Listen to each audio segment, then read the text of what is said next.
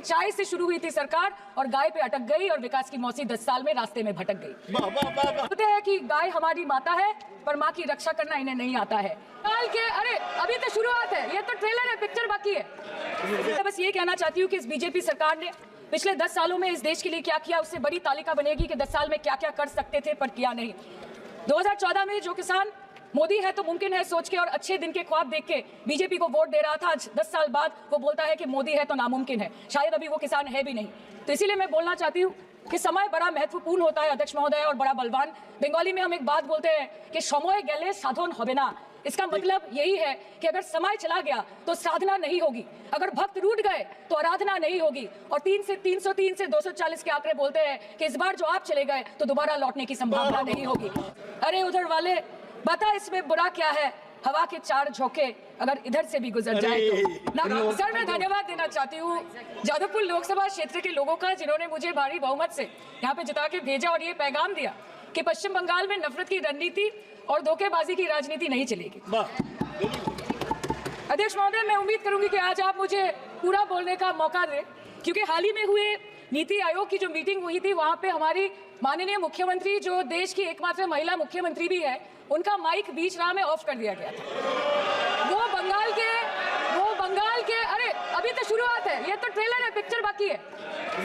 अध्यक्ष महोदय, मैं आपसे ये बोलना चाहती हूँ कि वो बंगाल के हक के लिए यहाँ पे सवाल उठाने आई थी, वो बंगाल के लोगों की बात रख रहे यहाँ पे आई थी, लेकिन उनका माइक ऑफ कर दिया गया। आपके माध्यम से मैं सदन में उपस्थित वहाँ जो बैठे हैं माननीय सदस्य, कोई भी घटना को सर एक लाइन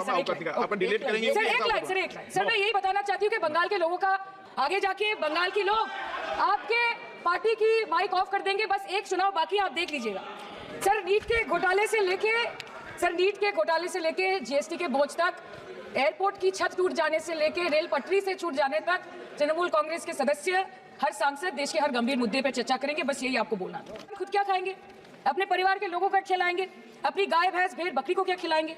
सर ऐसे ही वारदात होते हैं जहां गरीबी से जूझता हुआ एक किसान उसको अपनी गाय भेड़ बकरी को बेचने में मजबूर करते हैं और अंत में जाके वो अपनी खुद की जान ले लेते हैं। सर पिछले 10 सालों में 1,12,000 किसानों ने इस देश में आत्महत्या की। एनसीआरबी की एक रिपोर्ट के अनुसार 10 साल में हर दिन इस देश में एवरेज में 30 किसान हर दिन अपनी जान ले लेते हैं। कहते हैं कि गाय हमारी माता है पर माँ की रक्षा करना इन्हें नहीं आता है। अध्यक्ष महोदय, हम सब जानते हैं कि इस मिनिस्ट्री के अंतर्गत डेयरी भी आता है और भारत इस पूरी दुनिया में दूध के उत्पादन में नंबर 1 है, contributing to almost 24.46% of global milk production. But since the government has not been able to bridge the gap between demand and supply, it has successfully turned the country from being the largest producer of milk to an importer of milk.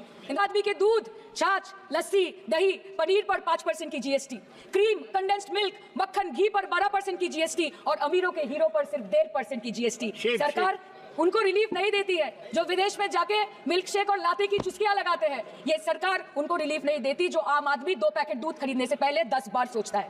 Sir बचपन से हम सुनते आए थे कि Sunday हो या Monday रोज खाओ अंडे। India rank 2nd in egg production in the world. और अंडे का फंडा यही है सर कि भारत के बच्चों के किस्मत में महीने में एक अंडा नहीं मिलता। मिड डे मील के चलते हफ्ते में अगर एक आध अंडा मिल भी रहा था तो कहीं धर्म के नाम पे तो कहीं महंगाई के चलते उसे बंद करने की मांग उठ रही है। Sir more than 50% children under the age of 5 suffer from chronic malnutrition in the country and roughly 17% children are underweight, and yet most BJP ruled states do not serve eggs in midday meal scheme. This is the example of Poshan Kal in India. Sir इस देश के लोगों का यही है किस्सा कि जिसको जिताया वो राजा की तरह जाएगा और जिन्होंने जिताया वो फकीर की तरह।